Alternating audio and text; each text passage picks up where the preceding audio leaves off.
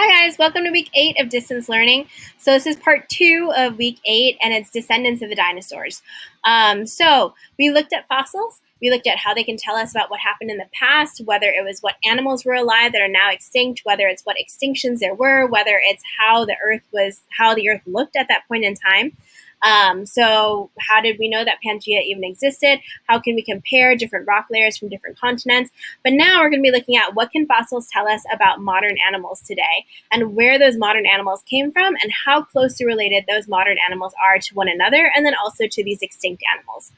And that can tell us how these animals developed over time. So, of course, this is what scientists believe based on evidence that they found. So just be open-minded as you're going through this. We're not trying to force anyone's beliefs or anything like that, but it's important to know if you have a personal belief system, it's important to know what the other side also thinks as well, so that you're more educated and can better have conversations with people and just be better educated as far as what evidence is there, and then you can actually look at the evidence for yourself.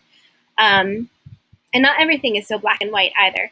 So here is what we are looking at this week. So we have an example here, and is a platypus more closely related to a beaver or a duck?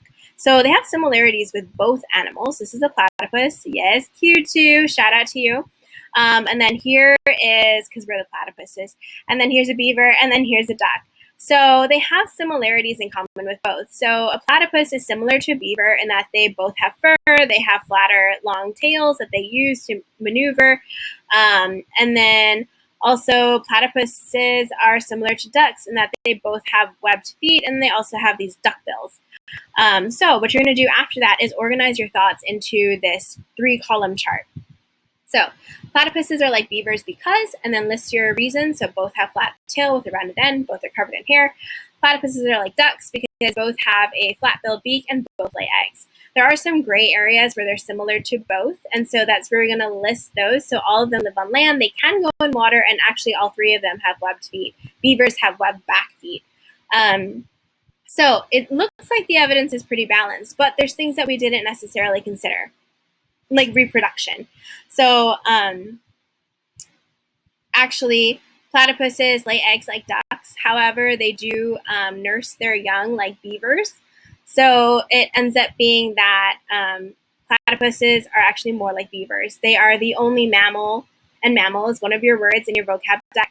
They are the only mammal that lays eggs. They're also very interesting because they have like a venomous spur in their foot. So they're very interesting creatures. Okay, so that's what we're going to be doing, except we're going to be doing it for different sets of animals. So the first investigation is, are dinosaurs more closely related to crocodiles or to chickens? And we put a stegosaurus because we don't want you to get caught up with a T-Rex, because a T-Rex does look like a chicken, but we're talking about dinosaurs in general. Your directions are that you're going to go to this link and examine different pieces of evidence and then put together your evidence and then come up with your claim, because it's important for you to look at the evidence first and then determine what your claim or what your opinion is after that, instead of the other way around. That's not good science. So always look at the evidence and then come up with your opinion. So these are the slides that you're going to be looking at.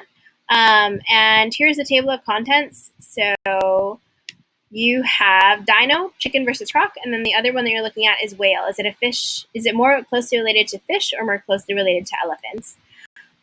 So here are the slides for the dino versus croc versus chicken. We have some bios for you guys so you understand what these animals are. So a crocodile is a large reptile that is carnivorous, ectothermic, it lays eggs, and it has webbed feet to swim. They spend their time both on land and on water. So reptile, carnivorous, and ectothermic are all part of your vocabulary set. So if you don't know what those words mean, go back to the Quizlet and take a look. It's going to be really important for you guys to figure out what traits they have in common. So you're going to be looking at their skeletons, their skulls, their feet, their tracks, or their footprints, and their organs. Once you've taken a look at all of that, you're going to be recording your thoughts and your evidence on this chart. So dinos are like crocs because the gray area, and then dinos are like chickens because you may need more room, and that's fine. It's not a big deal. You can make the font smaller if you need to. And then after that, you're going to create your claim. So based upon all the evidence, in my opinion, and then you're going to give at least 2 reasons for why you believe what you do. So dinosaur is more like blank because, and then give your opinion. The next one that you're going to do is an investigation on whether or not whales are more closely related to fish or to elephants. So same thing, if you go back to the comparative anatomy slides, because that's what it's called in biology, because you're comparing the anatomy of different animals.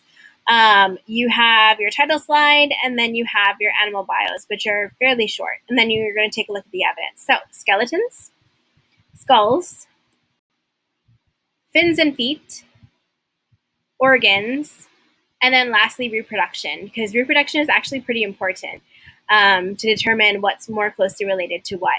So based on all of these 5 characteristics, you're then going to record your thoughts, same thing, on your evidence slide, your compare and contrast slide, and then finally create your opinion based on the evidence.